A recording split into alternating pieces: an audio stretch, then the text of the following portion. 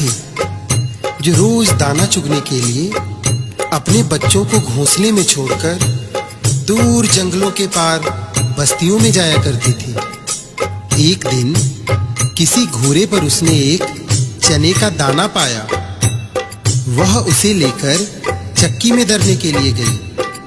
दाल दरते दरते एक दाल खूंटे में फंसी रह गई। एक ही दाल बाहर निकली। चिड़िया ने उसे निकालने की अपनी ओर से बहुत कोशिश की, लेकिन वह सफल नहीं हो सकी। चिड़िया बढ़ई के पास गई और उससे खूंटे में फंसी दाल बाहर निकालने को कहा। बढ़ई कुछ और काम कर रहा था, इसलिए उसने ध्यान नहीं दिया। चिड़िया ने उससे बहुत मिन्नत की। उसने कहा, बढ़ई बढ़ई खूंटा चीरा, खूंटे में मोर दाल बा, का खाऊं का पीऊं, काले के परदेस जाऊं।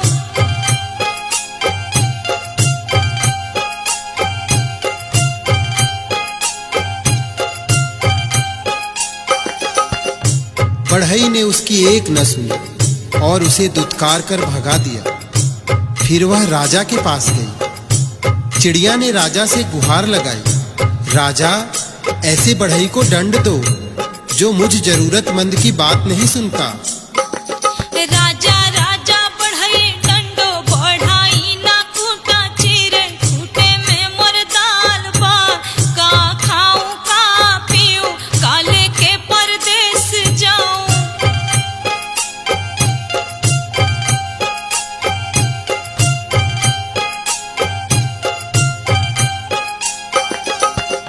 राजा के पास कहाँ इतनी फुर्सत थी कि नन्ही चिड़िया की बात सब काम छोड़कर सुनता। जब उसने भी विनती पर कोई ध्यान नहीं दिया तो वह रानी के पास गई और रानी से बोली, हे रानी, तुम अन्यायी राजा का साथ छोड़ दो। रानी रानी राज बुझावा, राजा ना बढ़ई डंडे, बढ़ई ना खूंटा चीरे, खूंटे में मोर दाल बा, का खाऊं का पीऊं, काले के परदेस जाऊं।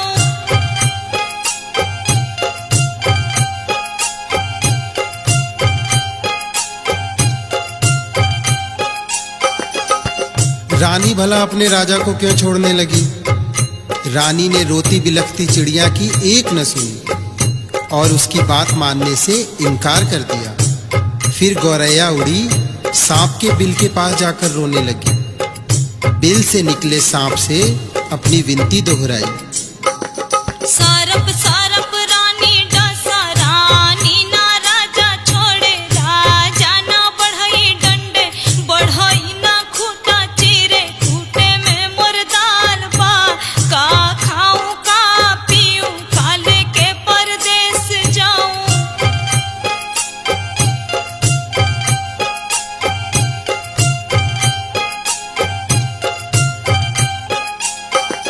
उसने अपनी राम कहानी सुनाकर विषैले सांप से कहा कि तुम जाकर उस रानी को डसो जो गरीब की गुहार नहीं सुनती, जो रानी सब कुछ जानकर भी हमें राजा से न्याय नहीं दिला सकी और न ही राजा को छोड़ सकी। तुम जाकर उसे क्यों नहीं डस लेते? सांप ने भी इसमें अपनी असमर्थता जताई। तब भागी भागी गौरैया जंगल में जा पहुंची और उसने बांस से विनती की कि तुम लाठी बनकर उस सांप को मारो।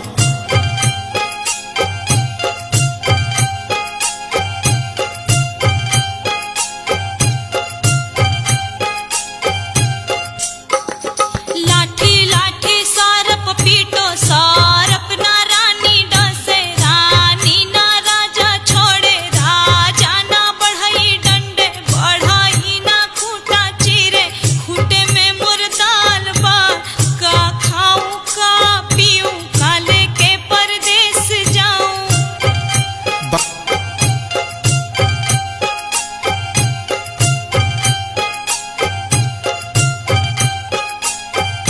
बांस की लाठी भी भला उस नन्ही गौरैया के लिए उस सांप से क्यों बैर मोल लेती?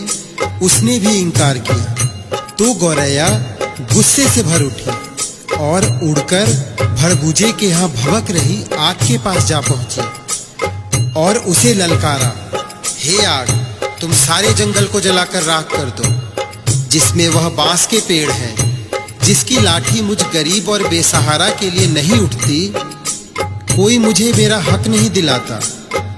आग ने जब सारी बात विस्तार से जाननी चाही, तो गौरैया ने अपनी राम कहानी उसके आगे भी सुना दी। लाठी लाठी विषधर मारे, विषधर ना रानी डसे, रानी ना राजा तजे, राजा ना बढ़ई डंडे, बढ़ई ना खूटा चीरे, खूटे में मोर दाल पा, का खाऊं का पीऊं, का लेके परदेस जाऊं।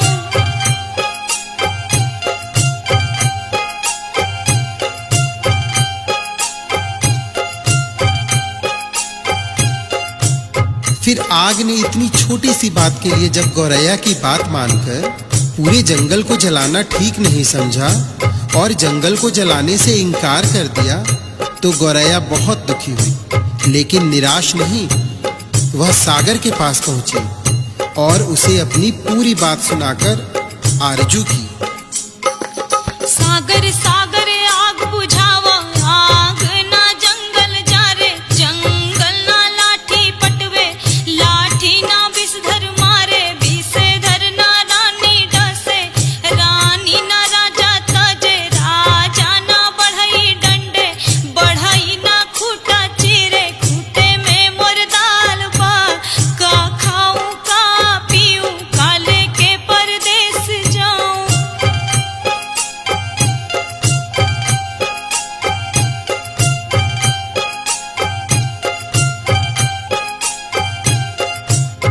विशाल सागर भला गौरैया की इस गुहार को क्यों सुनता। वह अपनी मस्ती में हंसता हुआ गुजरता रहा और गौरैया उसके किनारे अपना सिर धुलती रही। सुबह से शाम होने को आई। गौरैया को जब यहाँ भी न्याय नहीं मिला, तो वह हाथी के पास पहुंची। हाथी के पास उसने अनुनय की कि तुम चलकर मुझे न्याय दिलवाओ, उस समुद्र को सोख लो जो मुझ दुखियारी की हंसी उड़ाता है। बलवान होते हुए भी अन्याय के विरुद्ध खड़ा नहीं होता। जानते हो हमारे साथ क्या गुजरी है? और वह गा गा कर पूरी व्यथा कथा हाथी को सुनाने लगी। हाथी हाथी सागर सोखो, सागर ना आग बुझावे, आग ना जंगल जारे, जंगल ना लाठी पटवे, लाठी ना विषधर मारे, विषधर ना रानी डसे, रानी ना राजा तजे, राजा ना बढ़ई डंडे, बढ़ई ना खूटा चीरे, खूटा में मोर दाल बा, का खाऊं का पीऊं, का लेके परदेस जाऊं। हाथी भी गौरैया की बात सुनकर टस से मस नहीं हुआ। उसने भी उसका साथ नहीं दिया और उसकी बातों को हवा में उड़ाता हुआ अपने लंबे लंबे सूट जैसे कान हिलाते मस्ती में आगे निकल गया। अब नन्ही गौरैया का धीरज टूटने लगा। वह थककर चूर हो गई थी। जहां की तहां बैठी लाचार सी होकर आंसू बहाने लगी। सारी दुनिया उसे अंधेरी दिखाई देने लगी। किस किस से उसने अपनी कहानी नहीं सुनाई, लेकिन किसी ने उसकी मदद नहीं की। बेसहारा लाचार की करुण पुकार पर कोई ध्यान नहीं देता। तभी उसके पैरों के पास एक नन्ही सी चींटी आकर उसका हाल पूछने लगी। उसने देखा नन्ही नन्ही चींटियों की एक लंबी कतार एक के पीछे एक बहुत ही अनुशासित ढंग से चली आ रही है। उसने ध्यान से देखा उनका अद्भुत संगठन और अथक परिश्रम। वे बड़ी फुर्ती, तत्परता और सुनियोजित ढंग से अपना काम मिलजुल कर किए जा रही थी। चींटियों ने आकर उसे घेर लिया और गौरैया से पूरा वृतांत सुना। सुनकर सहानुभूति के साथ बोली, बहन, इस दुनिया में रोने गिड़गिड़ाने से काम नहीं चलता और न ही बैठकर आंसू बहाने से कुछ होता है। हिम्मत हार कर बैठना तो कायरता है। चलो चलो हमारे साथ, हम न्याय दिलाएंगे, कोई रास्ता निकालेंगे। चलते चलते चिड़िया यह सोचती रही कि भला यह नन्ही नन्ही चींटियां मेरी क्या मदद करेंगी, जबकि बड़ों बड़ों ने मुझसे मुंह मोड़ लिया और मेरे किसी काम न आए। खैर चलो देखते हैं, कोई तो मेरी मदद के लिए आगे आया है। चींटी बहना हमारा साथ देने चली है तो उसकी फौज भी तो है उसके पीछे। फिर घबराना क्या, देखते हैं क्या होता है। गौरैया सोचती चली जा रही थी। तभी चींटियों ने उससे कहा कि तुम किसी पास की पेड़ की डाल पर थोड़ी देर बैठो और देखो मैं क्या करती हूँ। कैसे पहाड़ जैसा हाथी मेरे इशारे पर नाचने लगता है और तुम्हारे काम के लिए दौड़ा दौड़ा समुद्र के पास जाता है। हिम्मत हारने से कुछ नहीं होता, मिलजुल कर जुगत लगाने से ही समस्याओं के समाधान का रास्ता निकलता है। गौरैया फुर्र से पास के पेड़ की डाल पर जा बैठी और चकित होकर चींटियों की असंभव सी लगने वाली बातों को कारगर होते अपनी आंखों के सामने देखती रही। चींटी धीरे धीरे हाथी के पैर से सरककर उसके कान तक जा पहुंची। हाथी अपने सूप जैसे कान हिलाता, सूंड से अपने माथे पर फूंक मारता ही रह गया और चींटी उसके कान में घुसकर उसे तंग करने लगी और उसे समझाने लगी। बड़े बड़े बलवान यदि अपने बल अहंकार में चूर होकर दीनहीन छोटों की सहायता न करें तो उन्हें भी भान होना चाहिए कि काम पड़ने पर छोटे भी यदि अपनी आन बान के लिए अड़ जाएं तो बड़ों बड़ों के लिए संकट पैदा कर सकते हैं। अभी तो मैं अकेले आई हूँ, किंतु मेरे पीछे असंख्य चींटियों की लंबी कतार चली आ रही है। कहीं सबने एक साथ चढ़ाई कर दी तो लेने के देने पड़ जाएंगे। अपने प्राण संकट में क्यों डालते हो? मेरी नेक सलाह यही है कि तुम सीधी तरह चलकर गौरैया का काम करो, नहीं तो आगे समझ लो मरता क्या न करता। हाथी झुंझलाहट और घबराहट में चींटी की बात मानने को लाचार हो गया। वह यह कहते हुए गौरैया के काम के लिए सागर को सोखने को तैयार हो गया।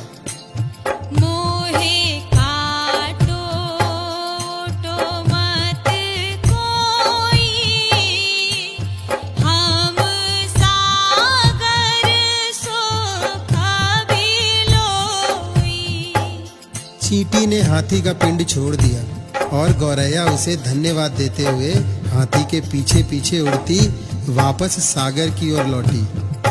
हाथी जैसे ही सागर के पास उसे सोखने के इरादे से पहुंचा, सागर हाथ जोड़कर बोला, मोहे सोखो वोखो मत कोई, हम आग बुझाई भलोई। सागर जब अपनी तटों की सीमा छोड़कर आग बुझाने के लिए उमड़ा, आग ने थरथर कांपते हुए गौरैया का काम करने का वचन दिया और कहा, मोहे बुझाओ बुझाओ मत कोई, हम जंगल जा भलोई। आग जंगल को जलाने के लिए बढ़ी, गौरैया भी साथ चली आ रही है। यह जानकर जंगल ने भी वादा किया, मैं लाठी को सांप मारने के लिए तुरंत भेजता हूँ, लेकिन मुझे जलाकर राख मत करो। मोहे जारो रो मत कोई, हम सांपवा मारब लोई। सांप की क्या मजाल जो जंगल की बसवारियों में अनगिनत लाठियों की मार से भयभीत न हो। उसने भी बिल से बाहर आकर गौरैया को भरोसा दिया। मोहे मारो रो मत कोई, हम रानी सब लोई। रानी ने जब सांप को महल में आते देखा और उसके साथ गौरैया को आते देखा तो वह पूरी बात का अनुमान कर पसीने पसीने हो गई। उसने हाथ जोड़कर विनती की, मोहे डसो सो मत कोई, हम राजा जब लोई। रानी के उस वचन के बाद भला राजा क्यों अपने हठ पर टिकता? उसे तो गौरैया के धीरज, अथक परिश्रम और सूझबूझ का समाचार मिल चुका था। उसने अपनी लापरवाही और अन्याय के लिए क्षमा मांगते हुए फौरन बढ़ई को बुलाने का वचन दिया और कहा, मोहे तजो जो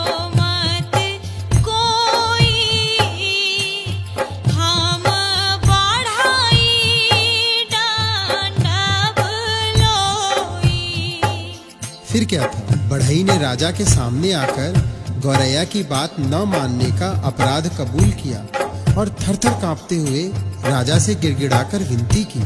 मोहे डंडो वंडो मत कोई, हम खूंटा फारब लोई। गौरैया को और क्या चाहिए था? गौरैया बढ़ई के साथ उस चक्की के खूंटे के पास पहुंची जिसमें चने की दाल फंसी हुई थी। बढ़ई ने खूंटे से दाल निकाल कर दी और गौरैया उसे अपनी चोंच में लेकर अपने घोंसले में जा पहुंची, जहां उसके नन्हे नन्हे बच्चे जब से वह गई थी उसकी राह में आंखें बिछाए भूखे प्यासे बैठे थे। बच्चों ने चहचहाकर उसका स्वागत किया और वह अपनी चोंच से चने का दाना अपने बच्चों को खिलाने लगी और गुनगुनाकर पूरी कहानी सुनाने लगी कि कैसे उसने अपनी हिम्मत से काम लिया। बड़े बड़ों ने उसकी बात मानकर उसकी मदद की, लेकिन जब वह केवल रो गिड़गिड़ा रही थी तो किसी ने उसकी बातों पर ध्यान नहीं दिया। मदद के लिए आगे आई तो वे चींटियां जिनकी संगठित सेना के सामने हाथी भी लाचार हो गया। सच ही कहा गया है, सब उसी की मदद करते हैं जो स्वयं अपनी मदद करना जानता है।